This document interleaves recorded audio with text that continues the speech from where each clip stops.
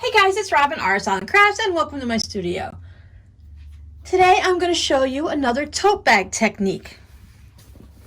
A couple of you were interested in knowing how to sew the lining in so that when you pull things out of the bag, like say you use this for like a beach bag or you're just out shopping and you have things in it, sometimes when you pull like a towel or other items out, your lining will come out with it. This lining can't come out. It's attached to the bottom, so that the lining won't come out at all. It also allows the lining to sit in there just a little bit nicer down at the bottom, so you don't get any bits of bunching and scrunching up and stuff like that down at the bottom. This is another one of my Franken totes. You can do this with any size tote bag. It does not have to be one of these large quilted ones. You can do it where you just have the one fabric on the outside and the one fabric for the lining. So let's get started. I got us to the point where I have my lining made and I have my outer of my tote is made. I've boxed the corners in both my lining and in my bag. I'm leaving the bottom open in my lining so that I'm going to do the version where you pull it all out through the bottom. So at this point I want to put these two together and sew them together along the top. So I like to turn my outer tote so that it's wrong sides out, and I like to take my lining and turn it right sides out. There's the pocket I put in it. This fabric is so cute. So I get that in. I make sure my handles are on the inside.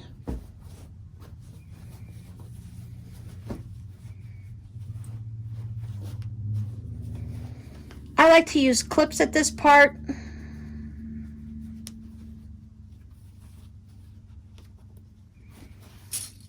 I start by clipping my seam here and then my seam on this side, and that way I know no matter what I do along these edges, at least I know my seams are going to line up.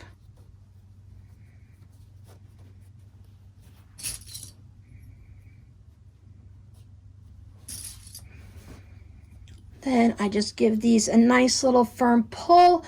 So now my lining should line up perfectly with my bag. I shouldn't see any excess bagginess or ripples or anything. And then as it's sitting there, I just grab this section right here. Sometimes I like to turn it through the top, which means I'll leave a little opening on the side here and I'll turn it around. But for this technique, so far I've only done it where you leave the bottom open. I like to load it up with the clips just to make sure that nothing's going to shift. You can use your walking foot at this part also. Keep everything going nicely.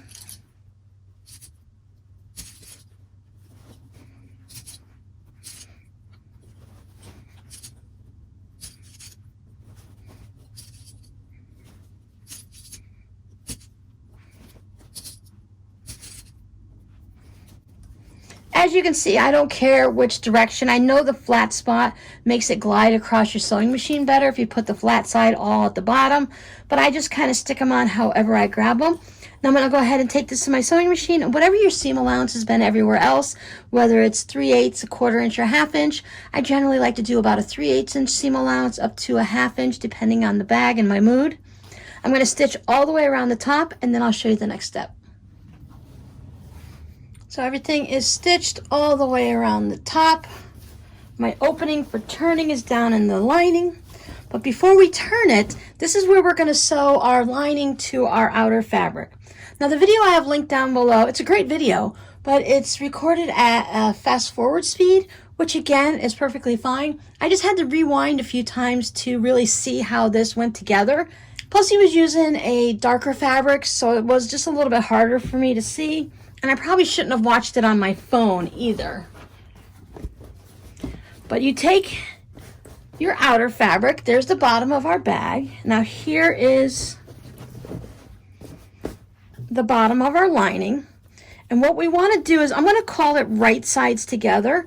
We're going to ignore that these are inside out and stuff, but I'm going to consider this to be the right side of the bottom and this to be the right side of the lining.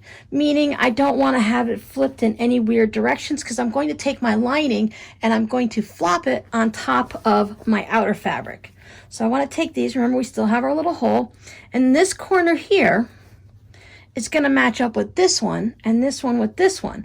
So we take it, it's a little bit awkward, and as we do each step it's going to be a little weird to flip it around and everything. I want to go ahead and put some clips on these, and I'm lining it up. Both of your boxed areas should be the same length. So you have this whole tunnel and loopy weird thing here, so you're going to be fighting that a little bit. So if you have to, you can just kind of squish it around. I want to make sure these ends are good. And then, because you know what, it never hurts to put too many clips in to make sure everything is going to stay good. In my career, in my time of sewing, there's been many times where I felt very stubborn and I didn't want to take the time to pin anything. And I probably still don't want to pin a lot of things, but these clips that make it a lot easier. So now I have the same thing over here. So here is my seam. So I'm going to make sure that these are going seam to seam, if you want to look at it that way, versus right sides together. So now I use as many clips as I want. You saw me use a whole bunch along the top. I just find that it makes it easier for me. I don't have to worry about things shifting. These clips are easy to take in and out, and they don't stab me like pins do. So I'm going to go ahead and use extra. Now I'm going to take this to the sewing machine, and however you want to flip it, I think I'm going to go this way so I can see this. This is easier to hold out of the way. But what I'm going to do is I'm just going to stitch right next to this line here. You could stitch right on top of it. That would work also. I couldn't see which spot he did it on. Now I've done this many years ago. I saw someone do this, and at this point I just remember that it's a thing, not exactly how you do it. But you can put one here, and then if you want, you could put another one next to it. That way you know it's being held nice and secure. Sometimes it's a little bit overkill with the sewing that I do, but I also know that when I send this bag out into the world, that I've done my best and I've stitched it to the best of my ability to make sure everything is going to stay together. This isn't going to be something you're going to be pulling on a lot. It's going to be in the bottom of your bag. So if you're comfortable with just putting one stitch across there, that works. If you're like me and you want a little extra, so I'm going to go ahead and do these, stitch these down, and then I'll show you how we turn it right side out. Now that's going to be interesting. I found that as I was sewing at the end, and when I started on this side, if I put a clip a little further down here, in addition to the clips here, as I start removing them, this fabric didn't shift out of the way, so I was able to keep that under control and hold that right there. As you may see, I did 2 lines just in case. Now I have to find my opening. So it's in the bottom of my bag here. And as I said, this is really kind of strange looking, but you want to just get in there and just kind of grab a hold of some of your tote. When you're doing something like this, you definitely want to have a larger opening. In a bag this size, you can easily have a 6-inch opening. So it makes it a lot easier to pull this out. So just keep working it.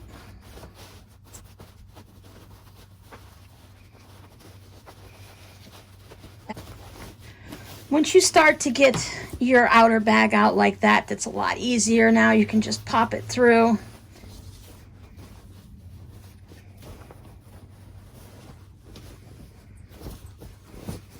You turn it completely wrong side out like this. We don't have to be fancy and get everything just perfect. I just want to make sure I have things out of the way. Now it'll make it a little bit easier for you to get to the hole in the bottom here, because remember, this is stitched together, so we don't have that ability to pull this all the way out. I had sewn this completely and forgot to leave an opening, so mine is a little bit more messy and frayed. So you can just kind of push your outer bag out of the way, come through with your pins or clips, and then we're going to do a little top stitching about 1/8 of an inch from the side. You can give it a nice little press if you want. I'm going to clean mine up and get these threads out, and then give it a nice little stitch. Now it might be a little bit much to get this underneath your machine, but try to just push your outer fabric down as far as you can, and just kind of go slow. I put a bunch of pins in, and just work your way slowly through until you get that all sewn. I know sometimes if you're just used to making them a certain way, you might kind of freak out a little because you've sewn up the hole and you have to turn it still, but really it's just inside out. Let me just pop that back out. We can bring out our bottoms like this. I like to take this over and give it a nice press.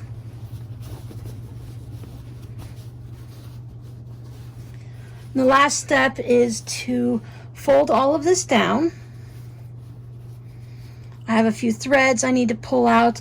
Again, I found that it's easier, instead of worrying about the lining creeping out at all, that I go ahead and I fold this. I've pressed it before, and sometimes it still will creep up when you're pressing it. I just go back through, make sure my lining is down nice and deep. I'd rather have some of my outside fabric on the inside of my bag. You could leave it like this and have that as a contrast, except for the fact of the way we have our handles. So if you did it like this, your handles would lay down and then you'd have to bring them up when you used them.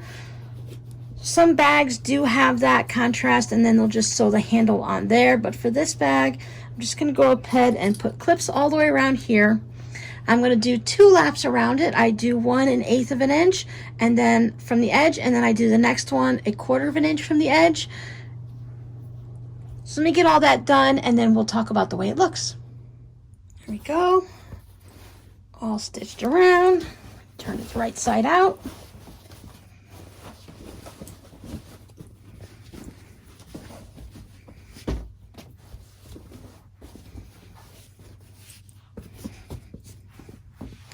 And there's our bag. It kind of cuts back on that little bit of the bagginess of it. It's all, you can't, when you go in and you pull things out, you can't pull the lining out at the same time and possibly empty everything out of your bag. So everything stays in there nice and tightly. I think overall that's a really nice technique if you like to have it stay down like that. You can also put one of those false bottoms in your bag and make it a little bit sturdier on the bottom, and you wouldn't have to worry about that at all. But I guess it still could get dumped out if the bag goes upside down. There we go, is one side. I'm kind of thinking like this is the back side. Of course, if it's your bag, you can consider it any way you want. And I feel like this might be the front. I have the nice scrappy handles. So if you're interested in this Franken tote, you'll be able to find this in my Etsy shop, which is listed down below in the description box. I hope you enjoyed this tutorial, and I hope you have linings that don't fall out of your tote bag anymore. So for your code word for this week will be supersize, because I have a supersized pocket in this bag. Thanks for hanging out with me, and I'll see you guys in the next video. Bye!